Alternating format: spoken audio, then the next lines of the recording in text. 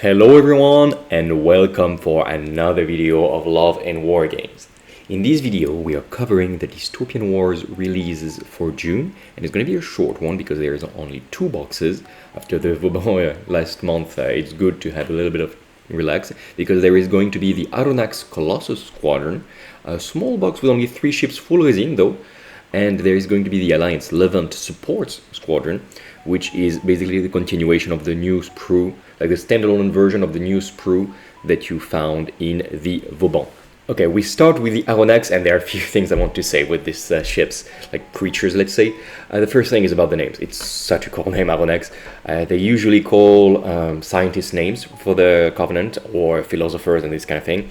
But Aronex is kind of like a scientist, but it's from the book 20,000 Leagues Below the Sea by Jules Verne, which was basically the first real book that I ever read in my life, and I'm so happy to see the main character, like the narrator, to give his name to this thing. Of course, it reminds us of the submerged, like under ice cave scene where the Nautilus finds out that like he's being attacked by this giant octopus. Like crazy good scene. Remember, it was written in the 19th century. These crazy things.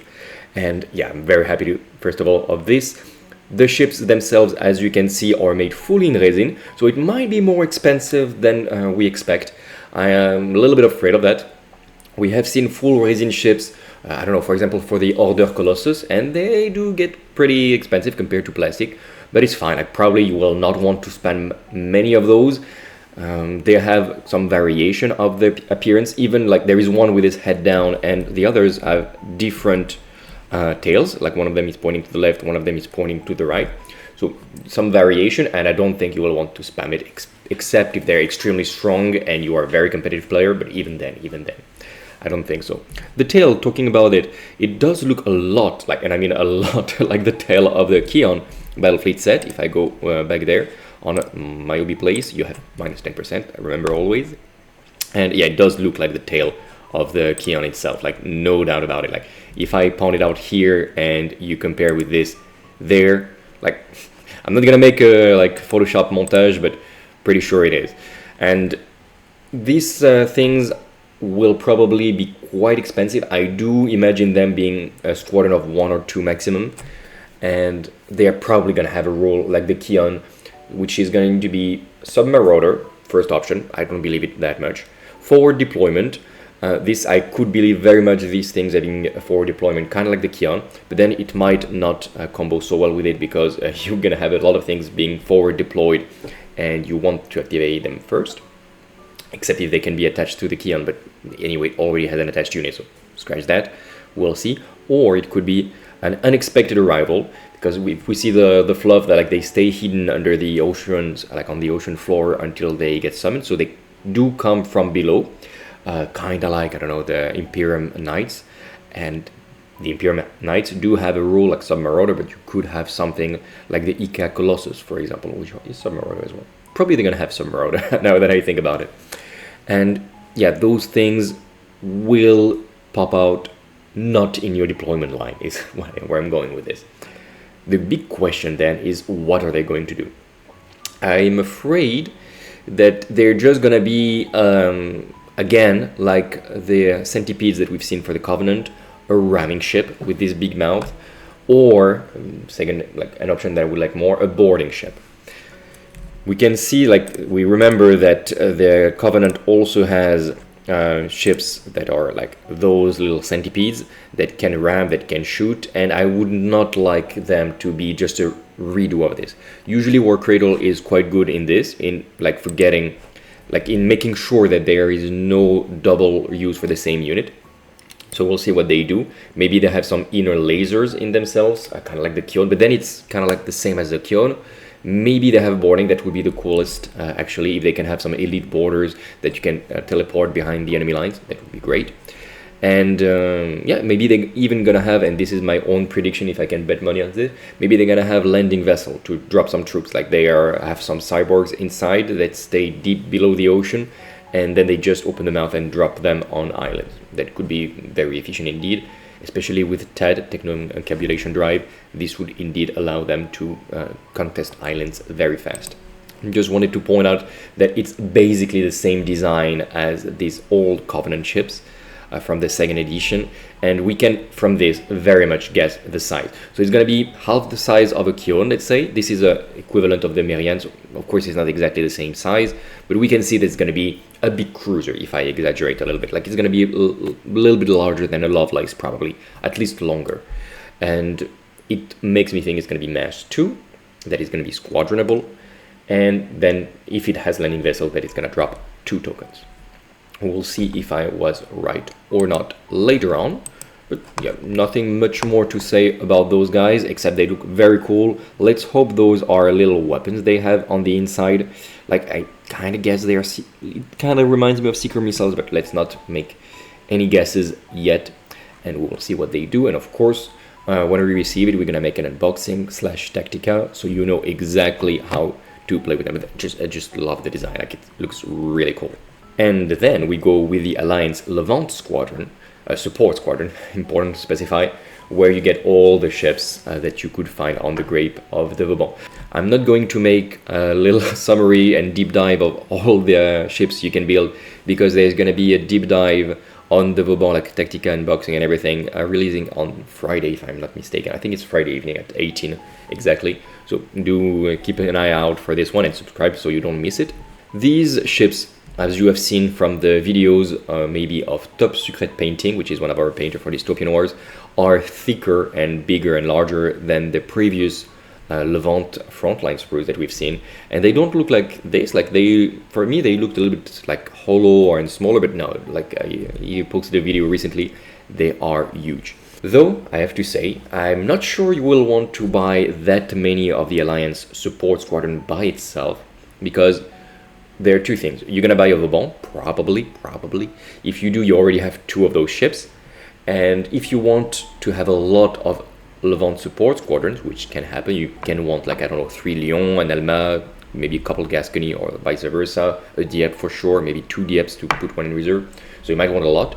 But then, wouldn't you just buy a Vauban battle fleet set, which is gonna be this, plus you're gonna pay the same price as 6 sprues, about like a little bit, barely more, and you're gonna have the resin for the Vauban and 2 frontline sprues of the Levant. Isn't that a better deal? Probably yes. And if you don't want the second Vauban, then you can use the beautiful resin parts of the Vauban to make some insane looking islands. So that's what I would do if I really wanted to spam the Levant support squadrons. But that's the first thing. And the second thing is that they are magnetizable. Like, you can make sure you magnetize them, which is what I would recommend, and it will work quite well. Like, again, have a look at Top Secret Painting. I will put actually the link in the description of his channel. It's in French, but the subtitles, automatic subtitles of YouTube, work well, so have a look. And he makes a tutorial on how to customize the Frolon tokens that you have here, how to magnetize those things. Very good tips also for the Honor, like you will see high quality tutorials. You also have 2 Honor, and then again, like the Honor, you have 6 of those if you buy the Vauban battle fleet set, and that's a full squadron, and you're very happy with them. And do you want to get more? Maybe if you want to do 2 squadrons of 4, but I'm not sure you would actually want that. Or you want to have a very cheap activation all the way in the rear with torpedo turrets? Maybe. I'm not saying you will never ever want to buy this box, especially if you don't like the Vauban, then yes, you want it. But I'm just saying, like, there are better ways to get those sprues than buying the separate box. Yeah, if I had to say, like, in one word while you wait for Friday, the Dieppe is the offensive, like, heat lance weapon based ship that gives a boost of solid generator to mass 2s around. Very good. Like, having 1 if you base your strategy on heat lance is mandatory. Alma can be attached, heavy escort and repairs. Good as well. I think it has mine layer as well, if I'm not mistaken, or maybe the Gascony. But yeah, it's a good ship to attach probably to your Vauban. Big chance that's what you are going to do. The Lion, the combat ship that you might want by 3 to make a big artillery ship. I think it has bombardment aerial, if I'm not mistaken. And yeah, that's going to be your artillery ship. The Marseille that sends some SRS token of Frolon bombers. The Marseille is basically the Volière, but better, because the bombers are better. Don't have it be your only source of SRS, because bombers are easy to intercept. But if you have any source of SRS, and the Alliance has so many ways to get tons and tons of SRS tokens, then the Marseille is going to be a great complement to give devastating to your attacks. Though they're a little bit vulnerable to flag barrage, because flag barrage can specifically take out the bombers in your squadrons. Finally, the Gascony, which I really love. It has a lot of, it's very cheap, first of all. It has a lot of nice rules, especially logistical support. And I love it. It's probably my most important rule. I'm barely kidding. After Fortunes of War / Devil's Unlock, because it's always a cards game, and having one extra card every turn makes all the difference. Like, really, like, by experience, I don't know what our competitive community in Wisconsin have to say about that. Maybe it's French meta warping the reality, but for us, like, the cards are such an important part. Like, it really can give you initiative because you spent everything to counter the opponent, or it gives you an extra heavy firepower, this kind of thing. We really end up every single time burning all our cards by the end of the turn, and having an extra one is such a big deal. And yeah, the Honor, we talked about it. I love the model. I hate the rocket batteries, and unfortunately what you have. Great ship in the rear with torpedo turrets. Like, for me, that's probably the most competitive build of the Honor, full torpedo turrets. I will talk about more in the deep dive, or with gun battery, which is the cutest / most, like, best looking version, which is what we're gonna play on the channel because we like beautiful ships. And yeah, that is already it for these June releases. So Aronex, Colossus, Squadron, wait maybe a little bit to know if they're interesting or not in gameplay to buy them. Like, if you love the style and everything, get it, of course. But since they're resin, they might be a little bit more expensive. So maybe do wait to see what they do in the Orbat. Like, there's probably going to be a beta version on the Discord of War Cradle. So have a look there if you really want to see it before anyone else. And on our side, we will make an unboxing / Tactica video very fast as soon as we release it by the end of June, whenever I receive the box, and I will try to put it all the way up to the priority of the release video because we really have no idea right now what they do. Alliance Levant Support Squadrons, interesting if you don't buy the Vauban, otherwise If you buy those ships, as always, you've seen on my place, there is a permanent minus 10% on all of the Dystopian Wars, and that's very convenient, as always. If you do buy on my place and you select us in your cart to receive, we're gonna get, I think, 2 or 3% of the price of the box in purchasing bonds to buy on my place on our turn. So that means we can buy more and more ships for Dystopian Wars. And I used it recently to buy a ton of terrain for Armored Clash, which is coming soon. So this way we can make you massive tables. So thanks to those that buy on Miami Place, that helps us to make great tables.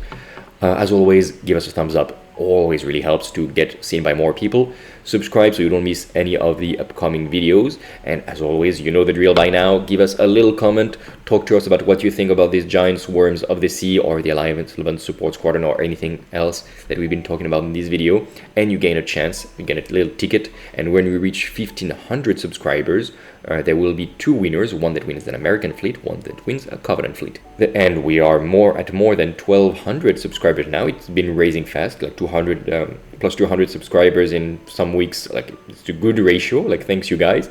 And we're soon reaching these new threshold.